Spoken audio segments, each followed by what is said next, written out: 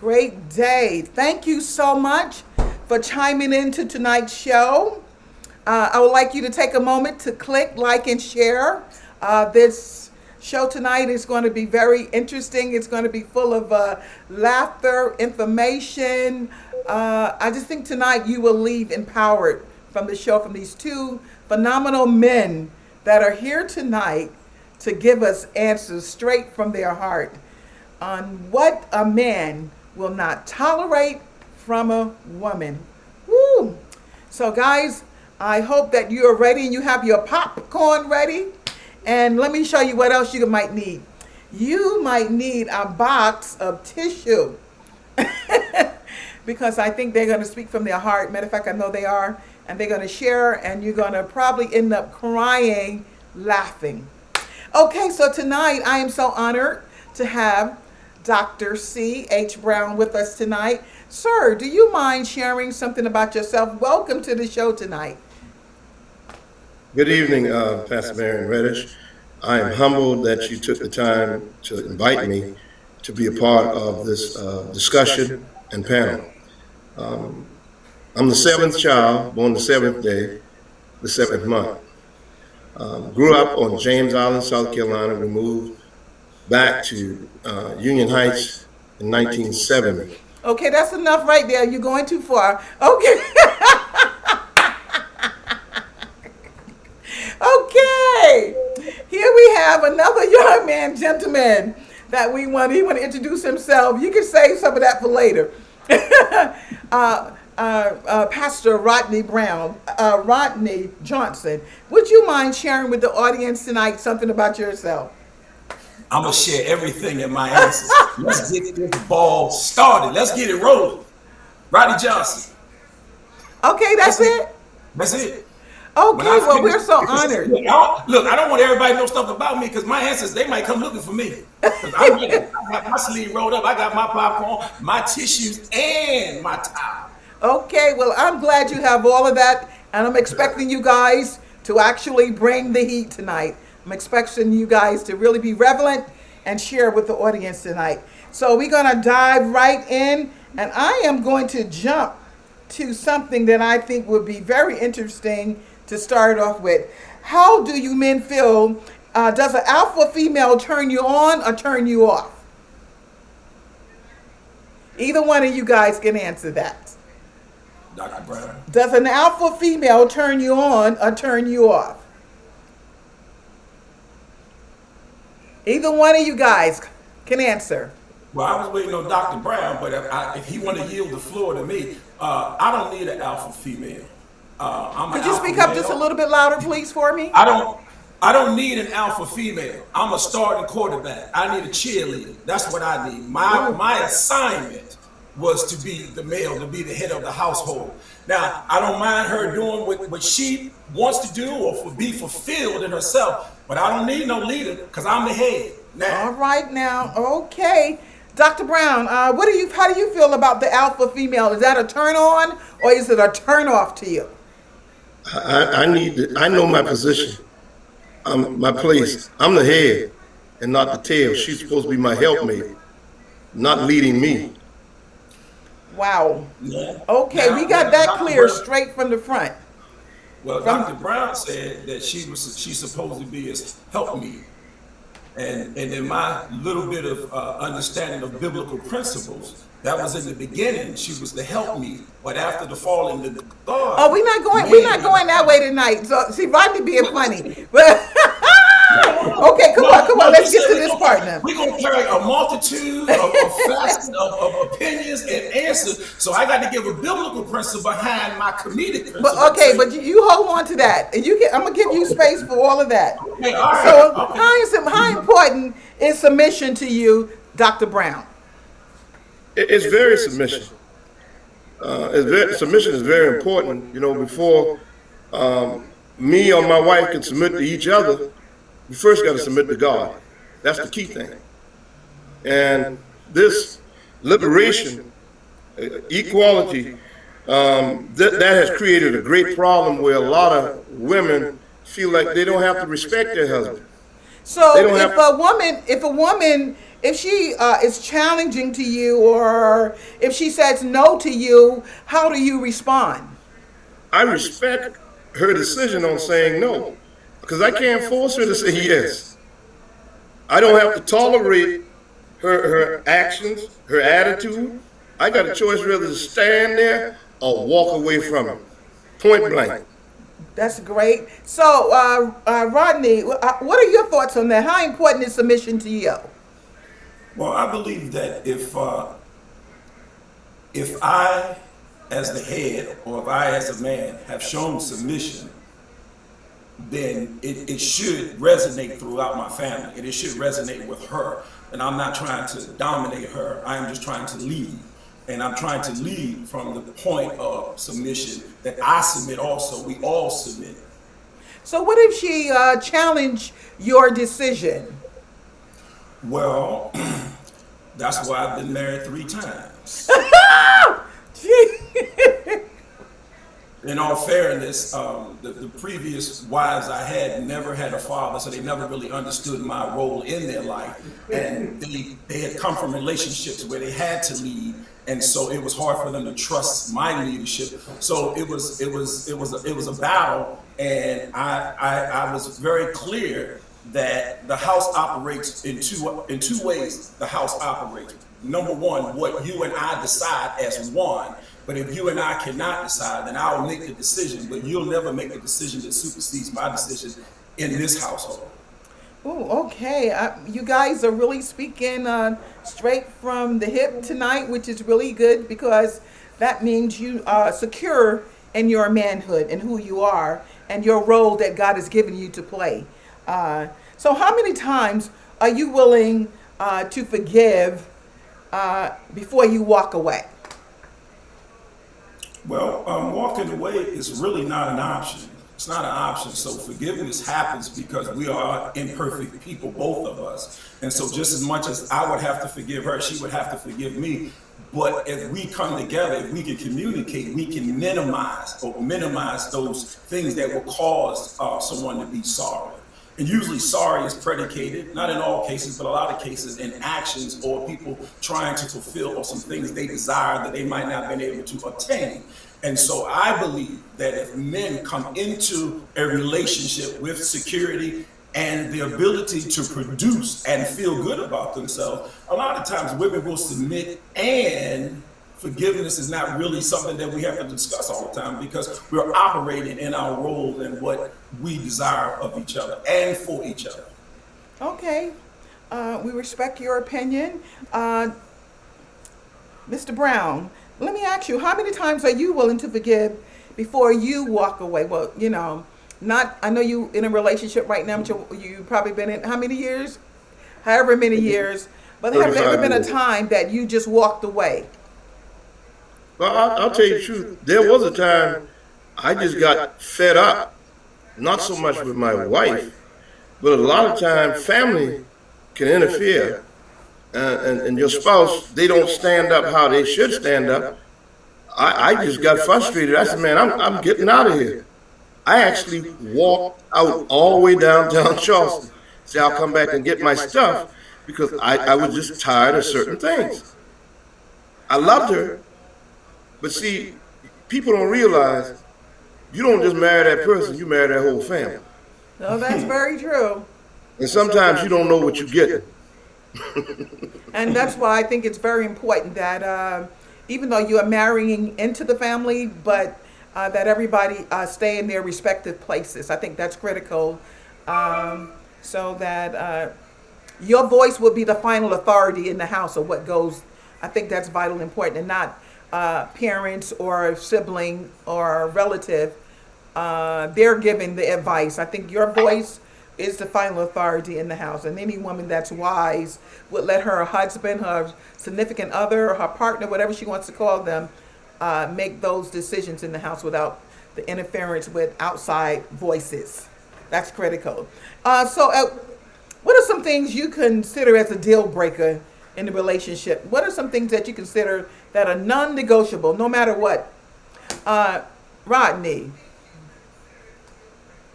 what is a deal breaker for you? Extramarital affair is a deal breaker. I mean, and I'm not even going to. I'll put it to you like this: if that came on my plate, if that's something I had to deal with, then it's a wrap right there. It's a wrap for me. That's not even a discussion. It's not. But look, okay, Dr. Brown, let me hear from you. What is a deal breaker for you? It's non-negotiable. What would that be for you? Well, this modern day relationship where they have swingers and Yeah. husband and wives. You got a lot of people in churches who are actually sleeping, swapping one another's. I'm not putting up with that foolishness. I mean, that's a no-brainer to me. You would be surprised how some people live and tolerate certain things. They switching partners, and they hallelujah Jesus on Sundays too. Okay, well, let me ask this question, gentlemen, because since that's a no deal, that's a deal breaker for you guys. But have you ever cheated, Rodney? I'll answer that first. We all have cheated, and it's not necessary with a man or a woman. You've cheated your spouse with time. You've cheated No, your we're child. not talking about time right now. Don't try to go there. We're talking about now what is a deal breaker, and you guys said if she cheats, that is a deal breaker for you, straight I up. didn't say that. I didn't say that. I said swingers. Okay, I said know what swingers do. This one is with this If one, my- that one. Yeah, if But- my wife comes to me with she wants to do that, I'm not putting up with that. I'm not Okay. gonna put up. But if my wife was to, if she cheated. Okay, let's go back. Remember, I was saying earlier, before you became a husband, did you cheat? How do you mean cheat? Did I cheat? Did you cheat on someone before you became a husband? Did you ever cheat in your life? Have you ever had an extra? Have you ever had a side kick, and you had another kick? Oh, Whoa, I see what you're talking about now. Oh, stop. Okay, go ahead. Now you tell me that I'm being straight up. Okay, go ahead. Yeah, but the way I see it, I think people should talk to different people. And I would tell women, listen, you can see whoever you want to see. I'm not going to fight you. I'm not going to try to control you. I'm not going to try to stop you. That's not the question. I'm asking. I'm just telling you the answer. Oh, okay. Let me hold your thought, It might- Rodney. it Let me might- hold your it might not thought. be what you wanna Rodney, hear. have you ever cheated? I said all the time.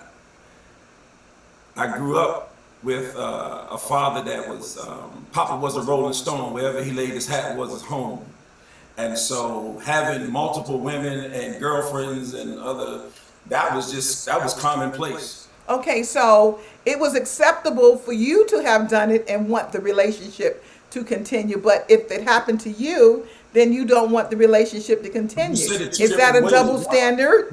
No, once you said in marriage, and then you said if you were single. Yeah. That was for Dr. Brown. Oh, Well, okay. Well, I didn't have no serious relationship before my wife. I went out on dates, went to dinner, but as far as like a girlfriend, I really didn't have those. I'm serious. I believe you. We just dealing with the opposite. So, Rodney, this question is more for you, since you say you was married 3 times. So, during those other 2 relationships, did you cheat on your wife when you were with her? One of the 3 I did. And okay, did she know about it? Was that something that you? No. Okay. Nobody knew because first of all, because I traveled. So, and when I messed around, it just was from being on the road. But you said what was the deal breaker? What was the deal breaker? What was And the you deal said breaker? if she I cheats. said if she had an affair. Is that See, the same thing? To me, they're 2 different things because Okay. when a woman there's a one night stand, that's an in and out, that's an over and done. There's an affair where there is emotions tied to it. So that's what I said. You said what was the deal breaker? Okay. So if somebody has cheated, I don't know about it. I mean, I've been married 3 times. I don't know about it, but if it was an affair that came to my attention, It's a it deal would be breaker. nothing for us to discuss. Got you. Okay, well, thank you, gentlemen, for your answers tonight. I'm sure we're helping someone out there tonight. So, at what point does it become disrespect? Uh, at what point that at what point does a woman disrespect you that you said, no, that's not gonna happen again? At what point does a woman disrespect you among your peers or your family, or how do you handle that when she disrespects you out in the public, or what do you say to that tonight, Dr. Brown? I put her in check in a nice, calm way. I would say, Angela, and I give her a look. That's it. No argument. We get in the car, we talk. No yelling, no screaming, nothing. But we disagree. I talk loud. My voice is loud. And so I just tell her, Angela, like, what are you doing? She knows, but I would never try my best not to disrespect her in front of her family or her friends. Is that a deal breaker for you when a woman disrespects you in front of your families or friends or your peers? Is that a deal breaker too for you guys? Not for me. I'm a handler. Okay, Yeah, Rodney. I'm with Dr. Brown. It's not a deal breaker because I'm going to handle it, and it ain't going to happen again. I can tell you that. And when you guys talking handle, we're not talking physical. This is because sometimes people can misinterpret what we're saying. I give you an example. When I married my current wife, and her daughter and her moved into the house, her daughter was running the sink in the kitchen, but she was doing some other stuff, and the water was just running. And I said, hey, if you're not using the water, turn the water off. And she looked at her mother, and her mother said, I pay the water bill in this house. And so when she said that, I said, hey, can we step downstairs for a minute? And I said, first of all, let me tell you what you just did. First of all, you just showed disrespect to me in front of your daughter, and I'm your husband. I'm the head of the household. That's the first thing. And I married you. You took my last name. I didn't take your last name. And I really don't need you to pay the water bill. It's what you offered to do. So since you pay it, what I need you to do is stop paying it. I'll pay it. And then she said, oh, no, honey, I really didn't mean it that way. I'm sorry. I apologize. And we've been married 13 years, and it never came up again as far as that. So that's what I mean. Same way probably with Dr. Brown, we handle it. Just take them to the side, say what you got to say, and when they see that you're serious about it, that never happened again. That's beautiful because the woman really wanted to. Sometime I guess not thinking at the moment or just being emotionally involved at the moment. She just is probably just say things at the moment that. Without really meaning any harm, I would say some. That's what I'm going to say. I remember writing a joke years ago, and I said for every $10,000 a year my former wife made more money, the less she listened to me. You know, when she's making $35,000, she would go, okay, honey. She make $45,000. Well, I don't really know about that. She made $55,000. I don't think that's possible. She made $65,000. We moved. Wow. So do you think that a woman who's very smart, do you think she's arrogant? Some of them can. Some Not of them. always arrogant. It depends on the woman. I had a friend. He was paying for his wife to go to law school, and she was a very submissive and very accommodating and a wife to him. But when she got her law degree, all of a sudden things were beneath her. Wow. What do you say about that, Dr. Brown? Well, a lot of times, most women, not all, Right. they feel that they have something to prove. Okay. You know, because of past relationships, and men do it too. They bring it into present relationship, and the husband, we get the brunt of it, and it's like, where did that come from? It's in their minds that I'm not going to let this man control me. And then you have their family members and their friends giving them advice. Oh, you're going to let him control you? You work, you make just as much money as him. You don't need him. And those same individuals, they're just like a puppy when it comes down to their husband. Will you say that? So sometimes because women make more money and they have a higher position, you guys sometimes feel that they begin to talk down to the man. Some of them talk down before they make the money. It's just the attitude, it's the makeup. Okay, if you lived in a home where your mother fussed all the time, and she was the dominant, or if you lived in a home where your mother was very passive, some women say, well, I'm not going to take what my mother took. They already made up their mind. You love this man, but you got stipulations. Now you ought to have some standards. Wow. What you're not going to tolerate. But they go into a relationship with an attitude that does not give that relationship an opportunity to become what God intended for it to be, because they have a bad attitude. God, they got a bad attitude and they're rude, God.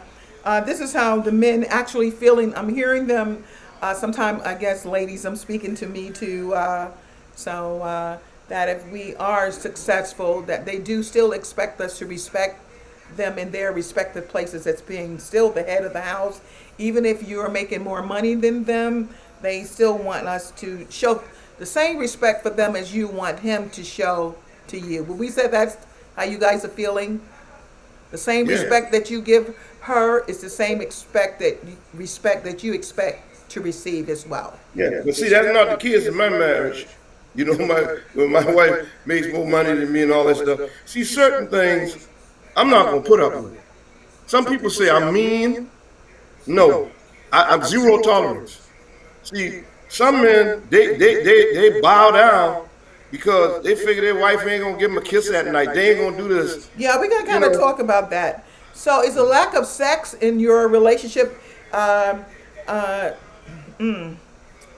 how do you feel if you're with rejection? Is that a form of rejection? I'm sure it is. That when she refused to have sex with you? Let's go with you, Mr. Johnson. Listen, I'm gonna be honest with you. I never had that issue.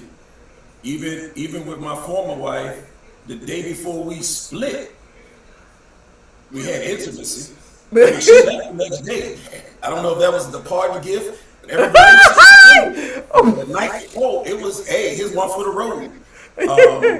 I got a buddy. He talked about his wife had sex with him in 6 months. I said, it's no way on this side. Oh my God, I'm laughing too loud. I'm laughing too loud. I'm laughing too much. Hey, I'm just telling you. I'm like, wait a minute. What do you mean that? Look, you can be mad, but we gonna do this. Okay. Well, let me ask you, since you said that. Well, no, I ain't gonna ask that question. No, Dr. Brown, what about you? A lack of sex? Do a woman seem to understand that for a man that's very important? Well, going back to what I said earlier, a lot of times women are taught, if you want to control a man, you get to him by the stomach and then also by the bed. Okay, if you want him to do something for you, you put it on him. Hello, somebody. You do this. Let me say this here. Listen, if it were, let me stop. It shouldn't. No, I'm just telling you. It's called. I'm just telling you. But see, I straightened my wife. She's listening too, so I can tell you. I told her I'm not gonna put up with that. When we got married, I said, now you're not gonna be turning your back on me when you get mad with me and don't speak to me and walk around this house and go to church and jump up and down, hallelujah, thank you, Jesus. The next time you do that, I'm gonna shout loud and tell you to sit down. Lord have mercy. And I meant it. Why? Because you're gonna treat me one way in the house, and then you're gonna treat me another way. But then when your spouse becomes sick, that's why you gotta have enough in that relationship that you won't see it as rejection. You gotta understand, okay, my spouse is sick. She can't do like she used to do. That's why you gotta have more than sex in common. Oh, absolutely. Absolutely. I agree. I tell people, sex to me is outrated. It's overrated. Overrated, that's what they said. It's overrated. It's overrated. And most people can't function without it. If you can't even have a conversation, and I'm not trying to look good, I'm just telling you how I feel. I'm not going to be controlled by sex from my wife. What about you, Rodney? In my generation, they call it being whipped, and I've never been whipped. So.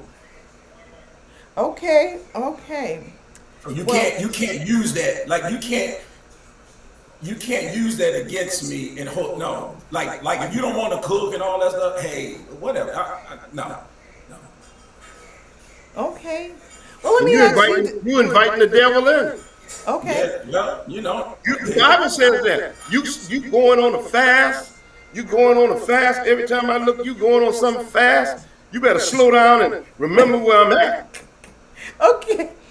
Gentlemen, you guys are so candid tonight. I'm thoroughly enjoying listening to you and learning from you two. But let me ask, I would like to ask, how do you feel about drama queens?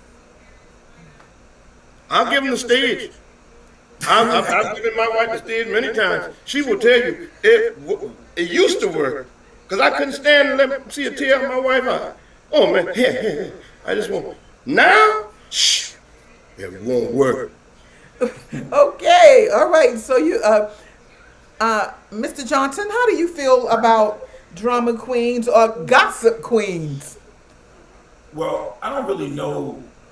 I don't think I've ever really. Is that a turn off? Is that a turn off for a man for her to be a drama queen? Attention always got to be toward her. Yeah, I would say so. I really never really dealt with that. I know people who gossip. You know, I used to always say I was the last one to know because that really wasn't my thing. But I've never really been in a relationship where a person was so self-centered that it had to be about them. I've never really experienced that, and I never really experienced being around someone who was a gossip. Like my current wife, man, hey, look, she don't even really talk. She like to be the little in the corner. So, Hey, But Johnson. does a drama queen, a person that's overly excited, just Well, Yeah, see, I mean, I guess- is it a turn off when you see a that, woman- even if it's a not drama for a queen- relationship? A drama queen can be very clever too. Very clever. And you don't even know she putting on drama. right. Yeah, So- again, like I said, that's not in my echelon. Every woman has a moment where she wants to be the focus of attention. But it doesn't mean that she's a drama queen. Right. You see, drama queen deals with exaggeration, you know, acting like, oh God, you know, this, that, and the other. And it's not even like that. It could be something real simple and they blow it out. And everybody is like, oh my God, all this drama for nothing. Women are clever. Yeah, I have to say that we are. My aunt is asleep. My aunt is deceased. She said, why are we sleeping? Y'all thinking. And that is the truth. That is the truth. So let me tell you how important it is for you, for her personal maintenance, because she belongs to you. She has your name. So how important is her personal maintenance? Does her hair and her nails and her toes, how important is her appearance to you? Very, very. My wife will tell you, I would set up a hair appointment for her. My thing is, I'm not going to walk out. I'm serious. I said, baby, you need to get your hair fixed. See, a lot of men, they want to walk out GQ, and their wives looking like Raggedy Ann, baggy pants, and you know, especially some preachers, they act like they hold up. Don't put that on. Don't put that on. Don't put that on. Don't put that on. But they want to be all flashy.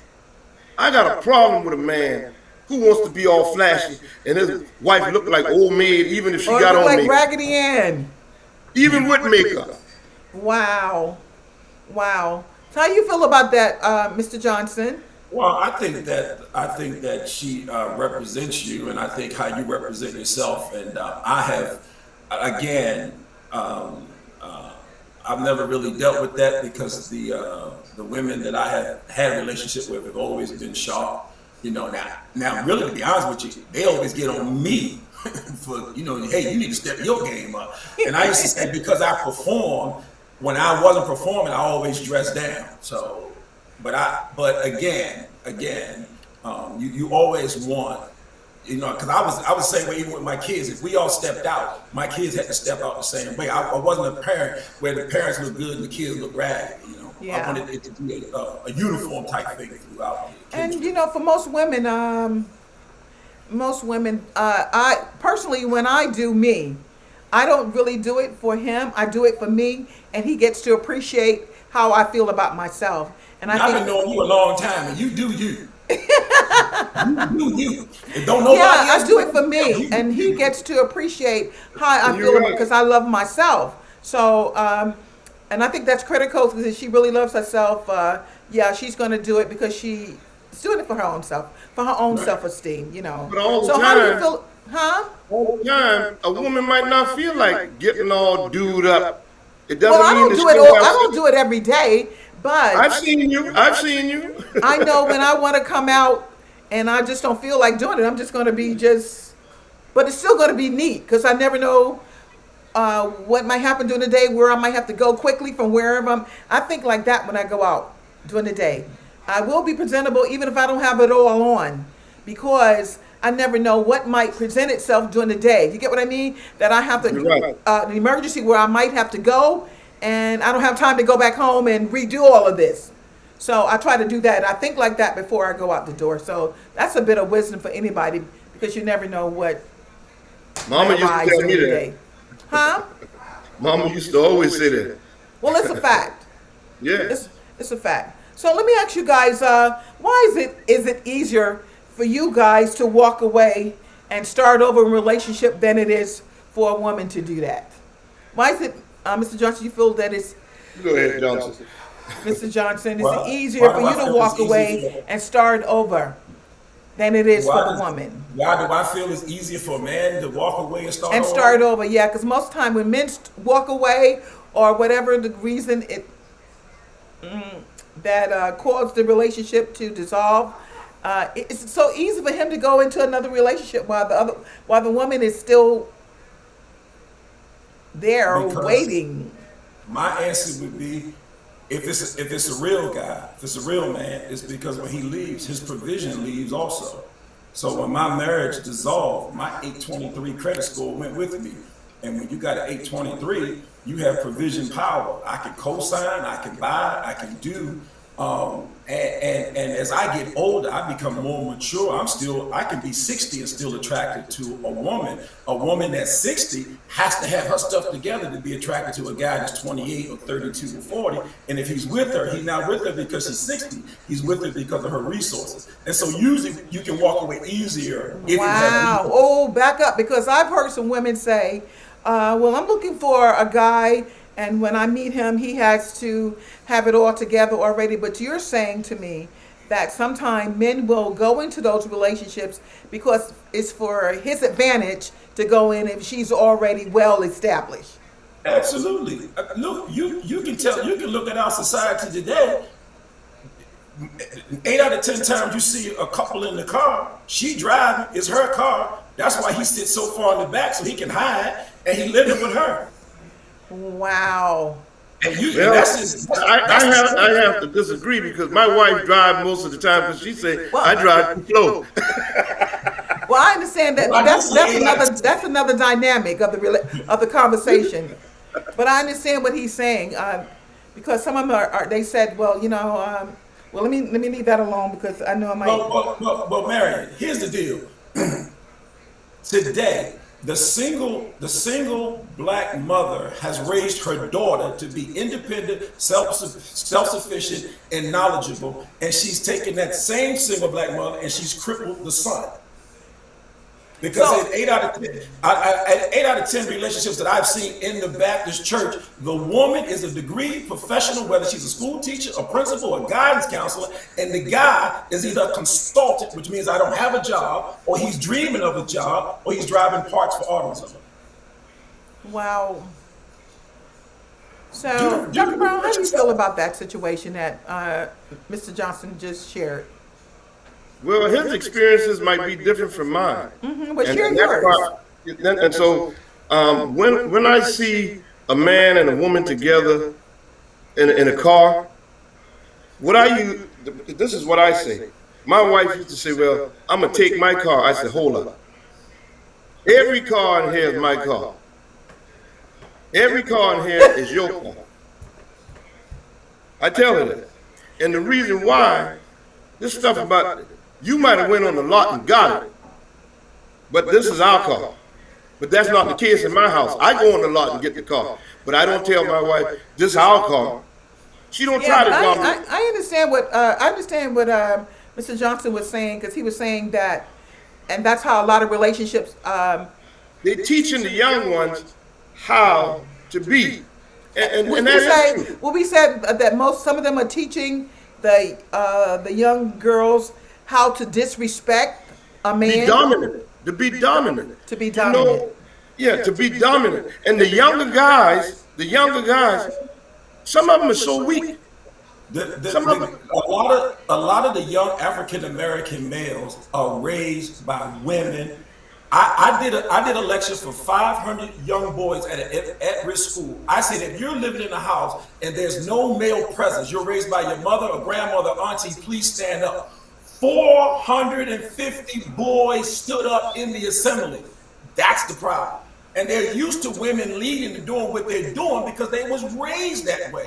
They never saw me come home from work. They never saw my authority. I call it the James Evans effect. They never saw James Evans in the home. well, I kind of heard a report like that, something similar the other day, when it was saying that the women normally, I guess I would say, raise the women, the girls, like you're talking, and I guess the boys the young men somewhat kind of catch a free ride. So They that's do. why the women seemingly some to be more the alpha and the dominant. I guess how you would view her because of that, and I think you're right, because of the mother had to do it, so she was training the daughter. So listen, you don't have to depend. How you feel like when you hear a woman say, "I don't need no man. I can do it all by myself. I got it." well, a lot of time that's a hurt woman, or she's afraid of being hurt. Ooh. A lot of time that's a hurt woman, or she's afraid of being hurt. But I want to comment on what you guys just said. Yes, please. My daddy died in 1970. My mom lived 39 years. I was fortunate. My mother was not a mother and a father, but she was a mother. She disciplined us. But I saw my daddy go to work. My mom stayed home. Daddy took care of us. We had a good life growing up back in the days. And so my mama, she never treated us like wimps. She said, if your daddy was living, you're going to do such and such. So you got to act like he living. That's what my mama did. And like you said, when the male's not in the house, oh man, most women, no matter how much Jesus they got, how much tongue they speak in, they act completely different in the home. And that's just people. Well, do you feel that, even though this is a little sidebar right here on this question, do you feel that the sons are more sheltered? Could you tell us why? Is it because because they're more at risk? You get what I mean, for being killed today. So you feel that, is that a sheltered, No. nurturing thing? What do Not you all- think it is? Why the Not all mother? the time. And see, you got to look at the relationship between that father and that mother, whether they were married or not. A lot of women, they teach their children, not all of them, they talk against their daddy. If they didn't make it, that's what a lot of them did back in the days. Now today, some do it, but a lot of them, they give them an opportunity to know their fathers. But a lot of women, they talk down about the child's father because they couldn't make it. The man moved on with somebody else. The woman can have somebody else, but then she's still got a problem with the man. Just because somebody moves on or moves forward doesn't mean they have moved on. They still got relationship in their minds with that person, and they take it out, and the child suffers, the male or the female. So the children become dysfunctional in their relationship. And we wonder, okay, why this person can't do this here? As he said, I never saw my dad cheat. I can't say he cheated or he didn't cheat. But as I got older, I know people did cheat. A lot of things in some families we were protected from. And then some families, uncles and stuff, everybody was a whore. The males, all the males were whores, and they got bragging rights. But then, if I felt it was wrong, if the daughter had 2 boyfriends, you need to make up your mind. You see what I'm saying? So it's all right for the guy. Well, but that's it's what I wrong- was saying earlier. It's a double standard. Yeah. So even still today, I feel that is still true. But how do you feel if your wife had a male best friend? How do you feel about that, Mr. Johnson? She has a male best friend. I have no problem if my wife or if I had a girlfriend that had a male best friend if he was there in the beginning. Okay, she had to know him like before Yes. Right. Well, like, what I'm saying is like my friend Angel Carter. We've been friends since 1973. We've been 3rd grade. I don't get into I met the guy on the job and now we best friends 18 or 2 years later. I don't prescribe to that one. My female best friends that I had before I met my current wife, who I've been married to 13 years, upon meeting her, I said, these women help influence and shape my life. They're older than me, and then, like I said, Angel, the same age as me, and I introduced her to them early. Now, I've been married 13 years. My wife can't come to me and say, this dude named Cornell, her best friend, and they about to go, do dinner together. No, I don't sign off on that. But if they had a history, then I'm comfortable with it because they'll be around, and I probably would have had interaction with them, like my wife has had interaction with my female best friends. Yeah, but would that have been if she introduced someone that she met on the job and said, "Hey, listen, we're friends, we're kicking it, we have a great time together." Would you does that concern you that the relationship can become something else?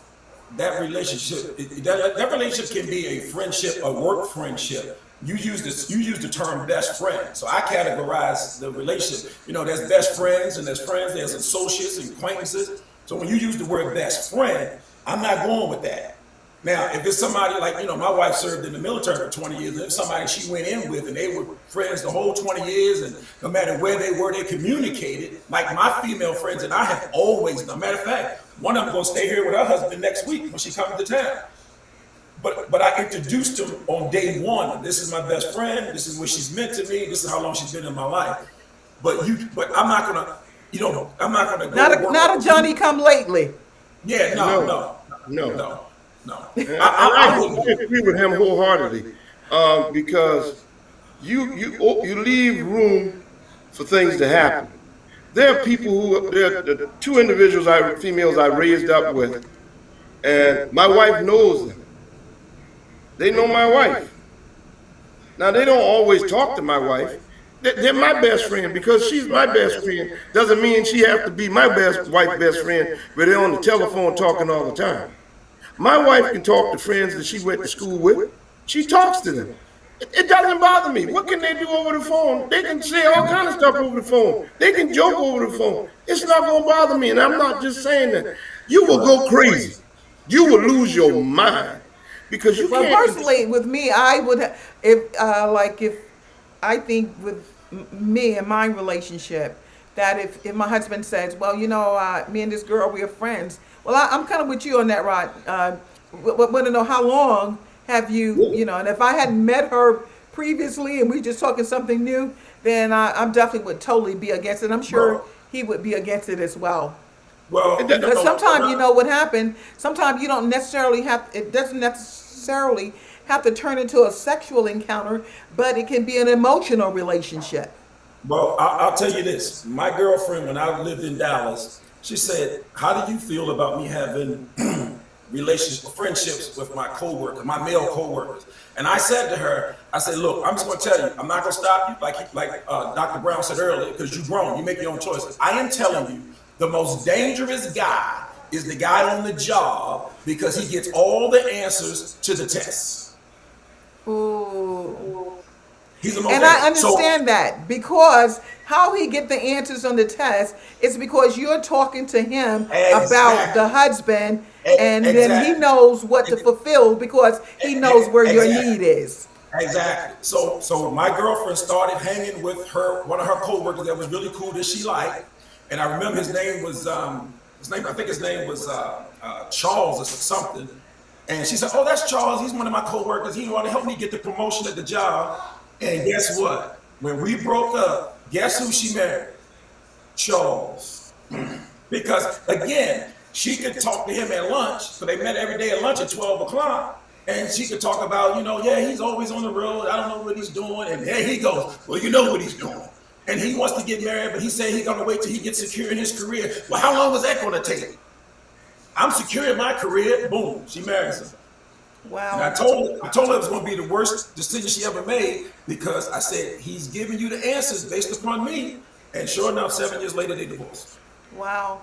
Yeah, sometimes I think it's we just got to be wise in our dealings, you know what I mean, and not and not be ignorant of the enemy devices, because everything's good. When they say everything is good, it's not necessarily good for you. So, okay, I'm going to go into another question. How comfortable are you with a woman who doesn't need your financial support? She doesn't need it. Hallelujah, hallelujah, hallelujah, hallelujah.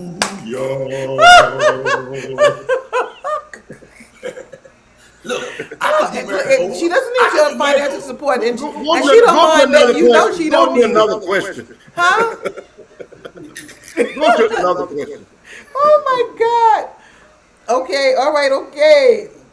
Well, listen, let's see what else we need to ask. Oh, this is really kind of. Let's say it one more time. One more time. Last question. Say it one more time.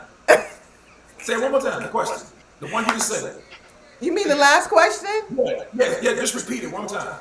Okay, the last question was about like how comfortable are you with a woman? She has her own money. She let you know that she don't need your money. Hallelujah, hallelujah, hallelujah, hallelujah. Okay, moving right along. Woo, God! Oh my God! Hey, you know what? Ain't nothing wrong with a woman. Have you ever been emotional? Have you ever been emotionally manipulated? Dr. Brown, have you ever been emotional manipulated? I think we all have, but we just don't know all the time. That's a great answer. I mean, it's a great answer. How do you feel about that, Mr. Johnson? Hey, I'm a co-signer what the doc said.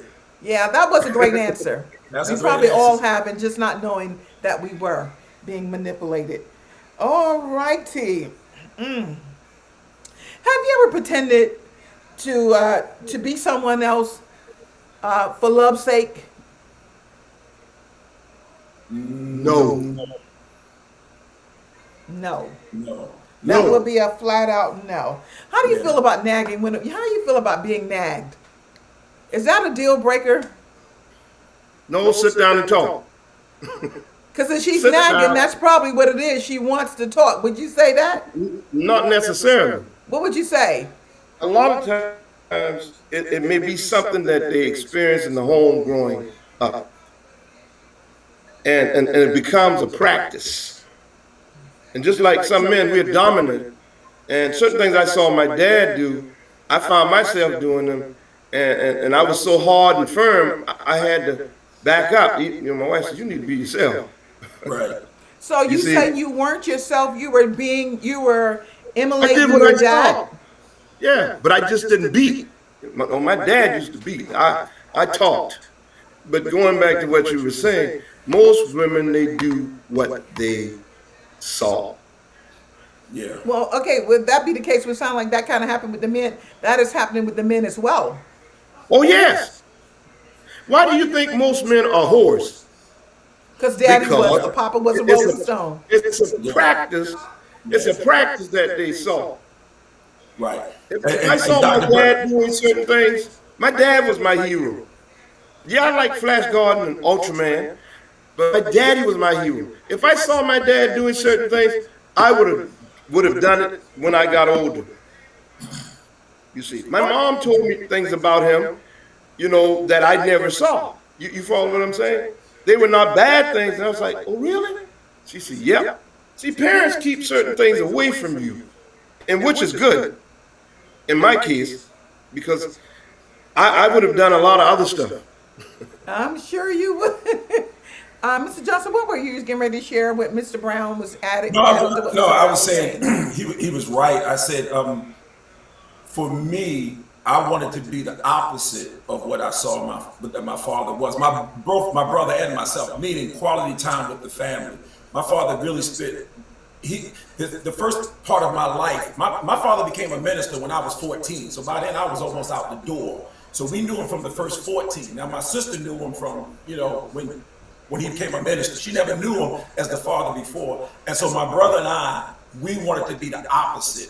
We wanted to make sure that we were accountable for our time, that we were responsible, and that we spent quality time with our children. And that was one of the things. So when you were talking about the nagging, I have a wife whose mother was a nag, and so my wife won't even if it remotely seems like it's a nag or a complaint, she won't even say it because she knows what nagging sounds like. Wow, that's good. That's really good. So how do you handle over jealousy? Never dealt with it, so I can't answer that. Mr. Brown, how do you handle over jealousy? See, like you guys. Okay, let me deal with. Let's break it down like this here. You guys are men of the cloth, so I'm sure there's always women that are around you. So of course the wife must be secure within herself and not be concerned because someone is standing there talking with you that she doesn't shrink herself because she's not secure who she is within herself. So that's another way that can really stop it. So I know you guys love all the attention. Well, I'll tell you like this. That might be a question you have to ask my wife how she deals with it. But I've been 6'4" my whole life, and I was on the basketball team not because I was good, but because I was good looking, so I could talk to the girls while the guys who could play. And then falling into the entertainment for 35 years. Women have always been attracted to stage and sweat. So again, when you have the ability to be confident to know that you can move on and be okay. But again, I don't really know what her answer would be. But are you a jealous man? Nah, never. Because I knew I had the ability to replace. So you're saying you never encountered no. I mean, because you always so secure in your skin, so you never were jealous. You never. I never had to be jealous. I was an athlete in high school, so I was popular. But again, even my former wife, when she went to my class reunion, I'm telling you this answer, and she said, my kids asked me, said, "Dad, have you ever dealt with peer pressure?" I said, "Never." So when she went to my high school class reunion, she asked my friend, she said, "Did Rodney Johnson deal with peer pressure?" They said, "Nope." Rodney hung with whoever was having fun that day. He hung with the athletes, he hung with the nerds, he hung with the criminals, and my cousin was gay, so I hung with some gay folks. He didn't make and one of my best friends was the thug. I hung out with him until he would go commit the crime, then I would go home. So again, what I'm saying is that mindset was never in me because I was always confident in who I was. And plus, I was smart because I hung around good-looking people, and good-looking people attract more good-looking people. Okay, Dr. Brown, are you jealous? Derek Edmondson. He had that pretty wavy hair, and women love him. Okay. I hear my brother right there. Okay, let me hear what you have to say, sir. We all are jealous, whether we want to acknowledge it or not. We all have a tad. Yeah, there's nothing wrong with being jealous. Is there such thing as a healthy jealousy? Yes, and you just not a healthy jealousy.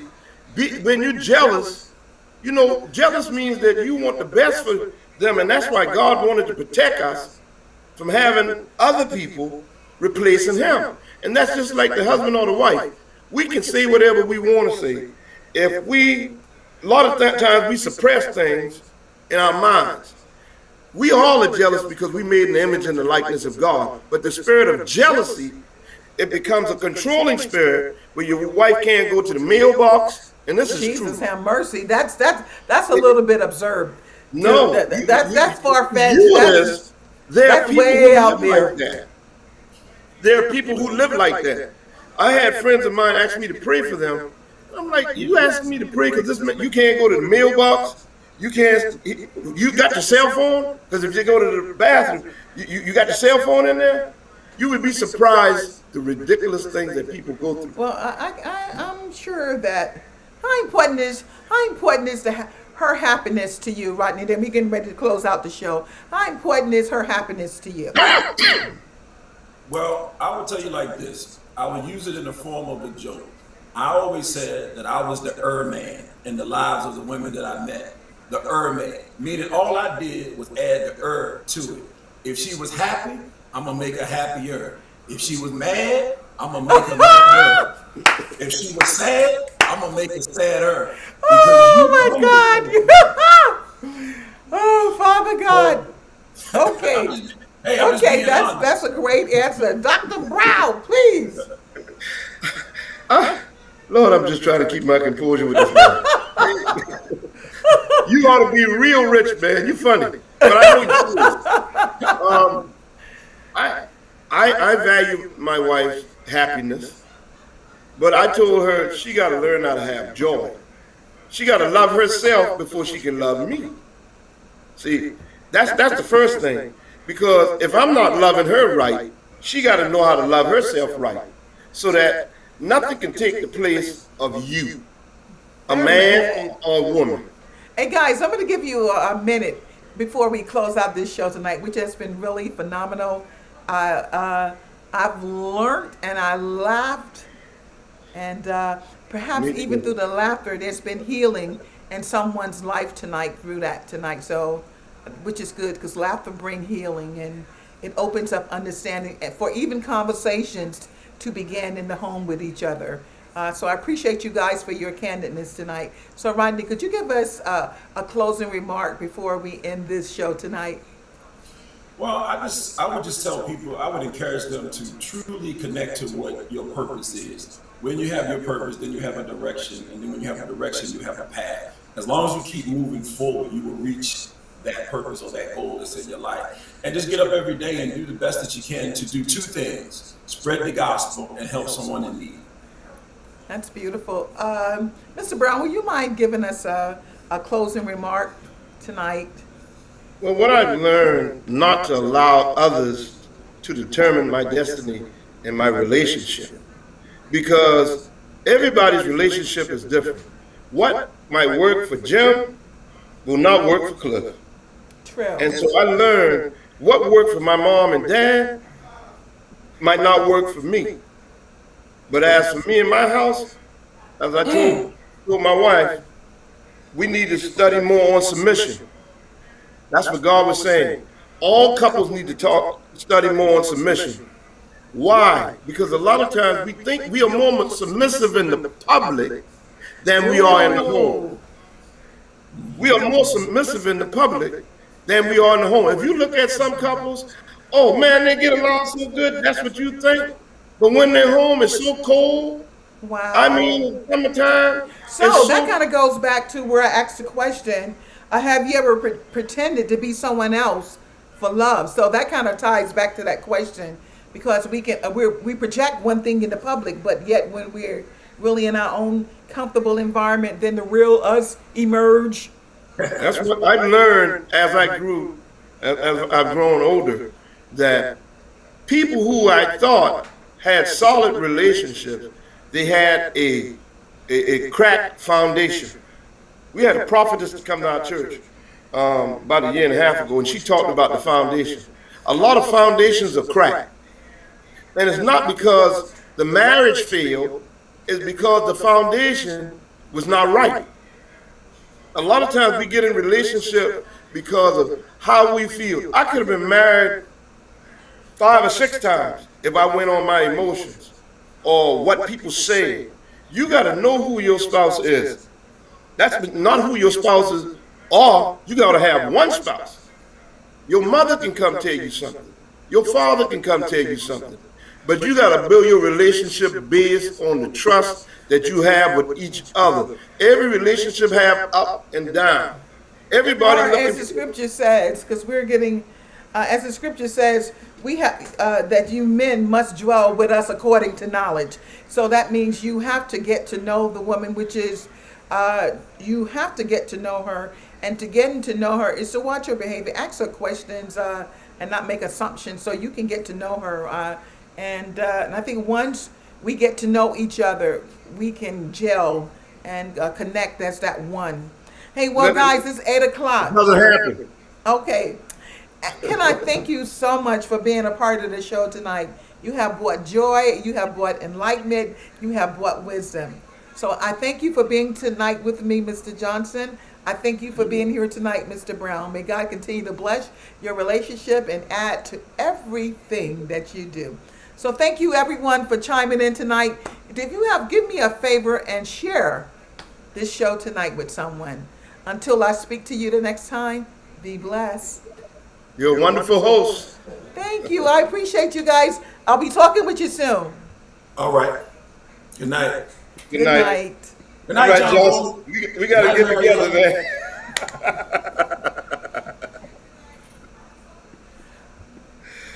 Oh, I'm trying to close out my show.